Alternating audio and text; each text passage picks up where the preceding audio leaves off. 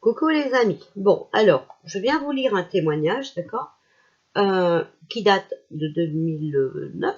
Donc, vous voyez, ça fait longtemps que ça dure. Et donc, il faut que ça s'arrête un jour, quand même. D'accord? Bon. Alors, je sais pas, hein, j'accuse personne, il y a un nom. D'accord? Donc, voilà. Donc, je vais vous lire ce témoignage. Suite à notre conversation téléphonique du jeudi 26 mars, où je faisais part de mon histoire, ne sachant pas si vous pourriez faire quelque chose pour moi, je vous ai tracé dans les grandes lignes de mon expérience malheureuse. La première fois que j'ai eu recours au service de madame, c'était suite à une situation personnelle qui s'est dégradée depuis 2004. Je travaillais depuis le 1er janvier. Je passais en ordonnance de non-conciliation pour divorce en février. Et nous avons été victimes, ma fille et moi-même, d'un grave accident de voiture en novembre. Les multiples incidents dans ce divorce très conflictuel, ainsi que la lourdeur de la prise en charge médicale de tout ce contexte d'accident, m'ont placé au fin et à mesure du temps dans une situation désastreuse. Vous allez voir que c'est des proies faciles et que c'est très facile de continuer les arnaques. Je souffrais d'un syndrome dépressif post-traumatique sévère suite à l'accident et nous étions suivis par des psychiatres. C'est début 2005 qu'une personne que je connaissais m'a donné les coordonnées de donc téléphone portable et le nom. Elle avait eu recours une fois à ses services. J'ai donc contacté madame qui m'a demandé 500 € ou 600 €, je ne sais plus, pour nous aider, ma fille et moi, à sortir de cette situation. Le travail de nettoyage durerait environ 15 jours, puis suivrait un travail sur les blessures avec suivi téléphonique régulier pour voir l'évolution des choses, dossier de divorce, liquidation de communauté, adultère du mari, spoliation financière à travers sa société accident. J'ai dû envoyer des photos perso ainsi que l'apport qui devait être nettoyé également avec une lettre explicative de la situation. Ce que j'ai fait, accompagné de plusieurs chèques pour les règlements de la prestation. Elle a commencé son travail, je l'ai contactée régulièrement au début, mais les choses se sont dégradées dans ma situation personnelle. Divorce, redressement fiscal de la société, menace huissier, fin de droit de maladie. Et licenciée en 2006 car toujours malade. Sous les problèmes, je dois dire que j'ai oublié madame depuis des mois. Et elle ne s'est jamais manifestée. La vie a continué son cours avec ses problématiques. J'ai vécu chez mes parents pendant 1 an, acculé par les frais de procédure, et fini par accompagner ma fille qui entamait ses études et dont j'ai la charge. Je pensais trouver du travail plus facilement. En fin d'acédique juillet 2008, il était urgent de trouver un emploi à partir de mai 2008. J'ai trouvé un CDD, mais mes difficultés physiques depuis l'accident et l'usure morale ont eu raison de ma santé. Les procédures ne sont guère allégées. Mes parents devant m'aider financièrement, j'ai repris un travail CDD fin octobre avec possibilité de CDI, mais trop fatiguée. J'ai été placée en arrêt maladie fin novembre pour rechute du syndrome dépressif sévère de 2004. Placée en ALD à 100%, arrêt longue durée. Depuis ce début d'année, je suis radiée de la NPE et un dossier Cotorep est en cours. 2009 me sentant isolée, dans une ville que je ne connaissais pas, et sans support familial sur place,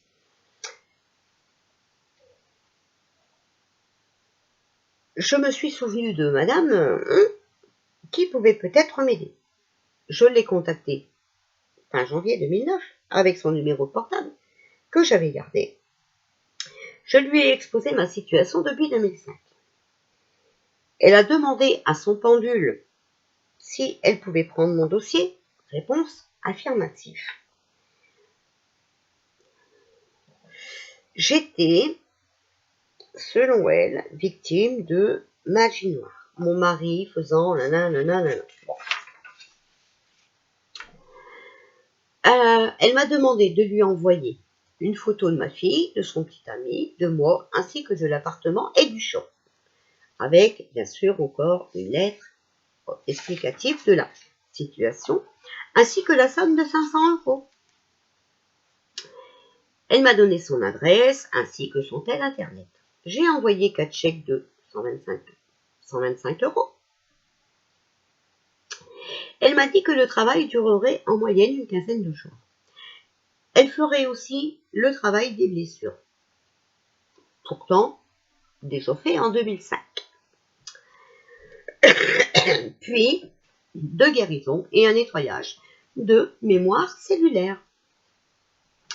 Elle m'a demandé de l'appeler tous les jours afin de la guider avec mes rêves. Car c'était dur pour elle, et comme je rêvais beaucoup, ça l'aidait. Elle me dispensait aussi des conseils psychologiques et me guidait afin d'évoluer. Tout alla bien jusqu'à ce que je me déplace chez mes parents afin d'aller chercher mes dossiers juridiques le 19/02. Mes rapports avec mes parents n'ont pas toujours été au beau fixe, mais ils nous ont secourus lorsque nous étions dans le besoin et aidés. Et là, tout a basculé. Mes parents étaient très négatifs.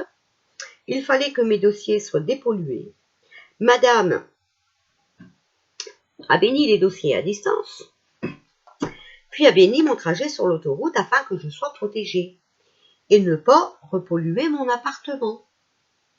Mais je ne me sentais de nouveau pas bien, souffrance physique. Elle m'a donc dit que je n'aurais pas dû aller chez mes parents, que j'avais ramené des choses négatives avec moi, que c'était de ma faute. Elle m'a donc demandé de jeter toute la nourriture qu'ils m'avaient donnée et de couper tout contact avec eux. Parce que si je ne comprenais pas cela, mon problème deviendrait karmique. Et à ce moment-là, elle ne pourrait plus rien pour moi. Puis, je me suis mis à lui poser des questions entre le 19/2 et le 25/2. Et plus je posais des questions, plus cela l'embarrassait. Nous entraînant dans de longues explications, car je ne comprenais pas ce que je devais comprendre. Tantôt, je devais prier et méditer. Le lendemain, comme ça allait pas mieux, je ne devais plus, et je n'aurais jamais dû prier ni méditer. Je faisais n'importe quoi. Elle commençait à prendre des retours négatifs à travers mes rêves et ne voulait plus que je lui les raconte. Puis après, c'était des retours attaques, en direct, lorsque nous nous parlions au téléphone, d'après elle. Et que si elle s'apercevait que j'étais manipulée à mon insu par les éléments du mal, elle abandonnerait tout travail. Que si je soufflais autant, c'est que je devais comprendre des choses. Mais je pense, la dame a marqué souffler, mais je pense que ça devait être souffler. Que je devais comprendre des choses. Je devais abandonner toutes mes croyances, mes peurs. Si je voulais guérir ainsi que ma fille, que j'avais éclaboussé, je posais des questions de plus en plus. Un jour, c'était blanc, le lendemain, c'était noir. J'étais à la fois suspicieuse et perdue et n'y comprenais plus rien. Et le fait d'être sous traitement antidépresseur et en suivi psychiatrique était assez éprouvant, en plus des douleurs physiques. Donc vous comprenez, c'est une manipulation de cerveau, c'est un embrouillage de cerveau et c'est plus facile de manipuler les gens comme ça. D'accord? Donc j'accuse personne, hein, bien entendu. Je vous lis un texte. Enfin, un témoignage. Le 16/2, elle a donc reçu mon dernier appel, tel de mon portable. Et le 25/2, le dernier de mon tel internet. Voir copie jointe de mes relevés. Donc cette dame a fait un dossier, hein, voilà. Je lui ai tendu la main lors d'un de mes derniers appels en lui laissant comme message que si le travail était trop dur, je ne voyais pas d'amélioration, que l'on pouvait arrêter là et que l'on pouvait en discuter. Lors de son appel, elle était très en colère, comme quoi je lui avais mordu la main tendue et que dorénavant, elle ne voulait plus m'entendre au téléphone. J'ai donc arrêté de l'appeler le 25/2/2009 et continué à sa demande de lui faire parvenir un SMS tous les jours afin de lui communiquer comment j'allais. Ce silence a été imposé jusqu'au 26/3, date d'examen médicaux. Je devais également lui envoyer des photos afin de continuer ce travail qui était si dur. J'ai envoyé un SMS tous les jours jusqu'au 3/3 sans envoyer les photos demandées dans le doute le plus total. Je souffrais toujours autant. Rien ne changeait dans le cours des choses et sans aucune nouvelle de sa part, j'ai tout arrêté. Cette personne n'a pas fini son travail, qui est son nettoyage cellulaire, mais continue à encaisser les chèques. Au fait, étant croyante, je me suis adressée à un prêtre à qui j'ai exposé la situation. Celui m'a dénoncé la pratique courante de certaines personnes qui profitent de ce style de situation, me dénonçant les recours aux tels portables, les sites internet pas très sérieux. Aussi, je me suis résignée quant au fait de m'être fait avoir alors que je suis dans une situation financière précaire. Je n'ai plus le courage ni la force d'être confrontée à cette personne malhonnête et mensongère au téléphone. Et je ne veux pas déposer plainte à la gendarmerie pour multiples raisons. Ben, vous comprenez que cette personne a peur. Hein, voilà. Le fait d'être faible à un moment de votre vie fait qu'on se retrouve désarmé et impuissante face à tout cela. Nous transformons en proie facile. Voilà pourquoi, sans en savoir plus, je me suis permise de vous contacter le mercredi 25 mars. Donc vous comprenez bien que cette personne a contacté quelqu'un pour l'aider, pour la défendre, d'accord, pour dénoncer ses arnaques.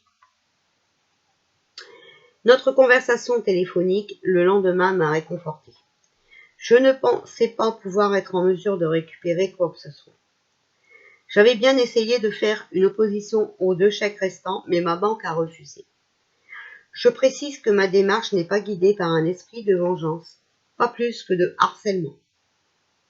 Mais si effectivement je peux récupérer cette somme, eh bien j'en serai ravie.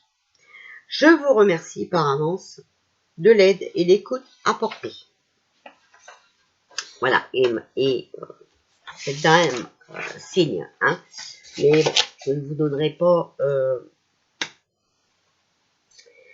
de nom, voilà.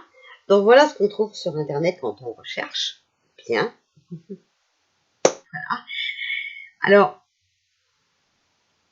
ce qui me fait sauter de joie, c'est que c'est moi qui ai traité d'arnaqueuse. Alors, j'ai déjà eu des consultations de voyance avec quelques clients. Voilà.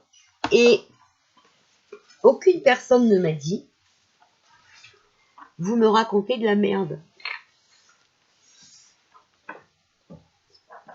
Alors, comment cela se fasse? Voilà. Donc vous voyez les amis, j'ai beaucoup de preuves qui sont avec moi, hein, d'accord? Voilà. Puisque ça va dans le sens de ce que je dois vous dénoncer, d'accord? Voilà. Et ce n'est pas fini, bien entendu. Bien entendu. Et que oui, j'ai le droit de faire des captures d'écran de ce qui me concerne. Quand on me menace de mort, quand on me met dans des bocaux, quand voilà. Oui, oui, j'ai tout à fait le droit de dénoncer. Donc, YouTube, vérifiez bien mes dits manuellement. D'accord? Parce que je ne cite personne. Je n'ai dit aucun nom. Voilà. Même si on peut chercher sur Internet, ce que le résumé que je viens de lire, nous verrons que ce nom est bien indiqué. Voilà. Donc voilà, ne vous laissez pas manipuler. Aussi, ce que je veux vous dire, c'est que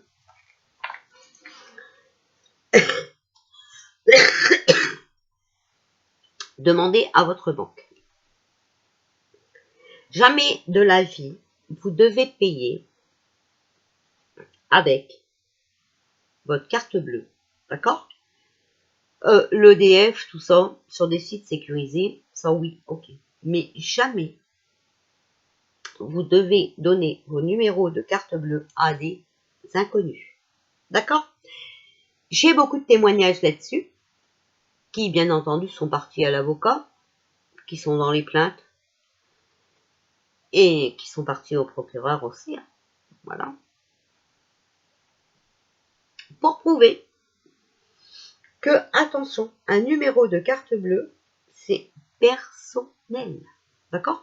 Si ce n'est que sur des sites sécurisés, vous n'avez pas lieu de les donner. Pour Western Union, vous faites attention, c'est connu que ce n'est pas sécurisé. Voilà mes amis, je vous souhaite un bon dimanche, je reviendrai certainement tout à l'heure. Mais comme j'ai fait des nouvelles organites et tout, il faut que je mette mon site à jour, donc les photos, les résumés, patati, patata, d'accord? Donc voilà, je vais m'occuper un peu de mon travail, et après on viendra certainement finir les associations de Mademoiselle Lenormand. Je vous fais des bisous, je vous souhaite un bon dimanche, et bonne fête des mamies à toutes les mamies. Bisous bisous.